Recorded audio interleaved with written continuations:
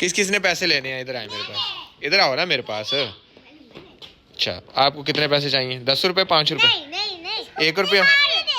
अच्छा, मायरा को 1 रुपया दे दूँ? हाँ, सारे लेने हैं आपने?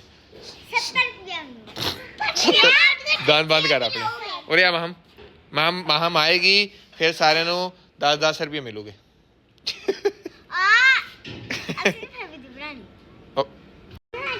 महम इन्होंने पैसे चुक के दो, पैसे पे ताड़े को खुले पैसे दो चुक के, खुले पैसे दो लिया के दो जरा, इधर लैके आओ, मैं आपे देवांगा इन्होंने। ओ नहीं देण के देवांगा मैं ही। इधर आजा, इधर आजा मायरा, मेरे को आजा, जल्दी जल्दी आजा। शाम ਨੂੰ मैं आऊँगा ना महम, दोपहर ਨੂੰ ਆਊਂਗਾ ਤੇ ਦੁਪਹਿਰ ਨੂੰ ਆਪਾਂ ਜਣੇ ਬਾਹਰ ਜਾਵਾਂਗੇ। ਆਪਾਂ ਜਾਵਾਂਗੇ, ਮੈਂ ਤੁਹਾਨੂੰ ਲੈ ਕੇ ਜਾਵਾਂਗਾ ਕਿਤੇ ਨਾ ਕਿਤੇ। ਸਹੀ ਹੈ महम? सच्ची कह रहे हैं? की ऐसे नाल कर, ऐसे नाल कर। ए कौन? दंदू, ए दंदू काका। बे बे बे बे बे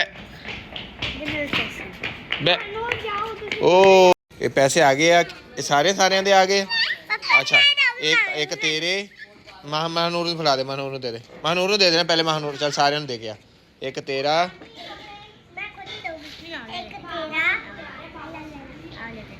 ओ चलो एक माहम दा, माहम ਨੂੰ ਵੀ ਦੇ ਦੇ, माहम ਨੂੰ ਵੀ ਦੇ। माहम अच्छी बच्ची हुई है, माहम बड़ी सोहनी काकी है।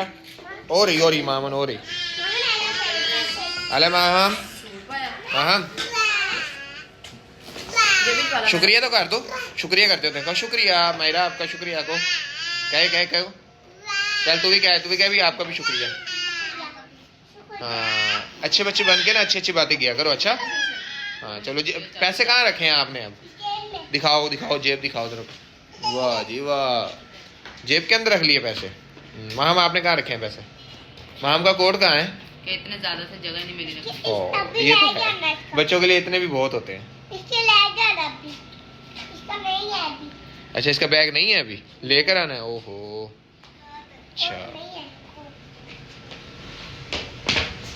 आपके बूट प्यारे लग रहे हैं, पता है आपको, अच्छे लग रहे हैं। तनु भाई इसको आप पॉलिश मारा कर ना रोज मायरा के बूटों को। अच्छा पॉलिश ही नहीं मारते बूटों को, कितनी बुरी बात है। हाँ जी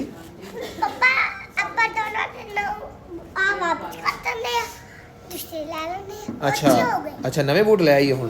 अच्छा वाह वाह वाह, माहम ਦਾ ਵੀ ਤਾਂ ਬੂਟ ਕਾਲੇ ਹੀ ਆ, ਹੈਨਾ ਮਾਹਮ?